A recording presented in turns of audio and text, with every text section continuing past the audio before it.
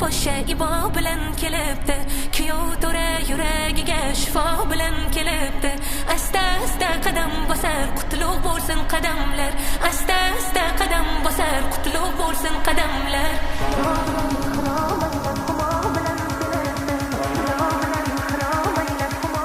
Yangi hayot tumanida ayol qadriyatlar davomchisi deb nomlangan katta bir ko'rik tanlov bo'lib o'tyapti. Bu ko'rik tanlovlarimizni biz hududlarda, o'sha sektorlar kesimida qilib o'tdik.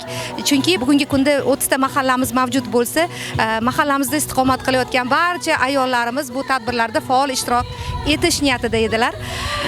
Bugun yakuniy qismi va tumanimizda Tashabbus mahallasini jamoasi g'olib deb topildi va ularga biz mana shaharga yo'llanma berdik. Shaharda birinchilarni olish tilakdoshimiz.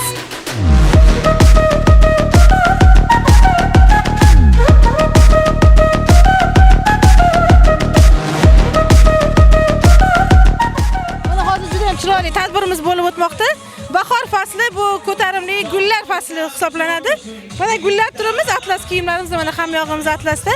Tadbirimizda yosh avlodga bo'layotgan unutilgan urf-odatlarimiz, unumlarimiz, allalarimiz, kelin salom, yor-yorlarimiz hozir unutilib ketgan. Ularni hammasini yosh avlodga ko'rsatish maqsadida ularga eslatish uchun tadbir tashkil qilingan.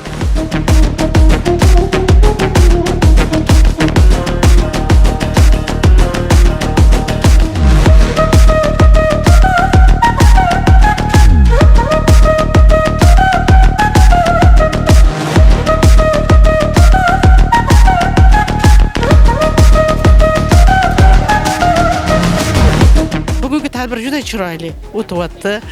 Juda bir ma'noli o'tyapti. Men o'zim ba'zi milliy kiyimlarimizni, o'sha atlas oldingi atlas ko'ylaklarimizni kiyganlarini, atlas lozim ko'ylaklarni kiyganlarini ko'rib o'zimning yoshligim esimga tushib ketdi. Haqiqatan juda chiroyli edi. Bizda ham katta bayramlar bo'lgan. Lekin ayol kishini shunchalik ardoqlash hozirgi zamonda ardoqlanayotgani hech qachon bo'lmagan.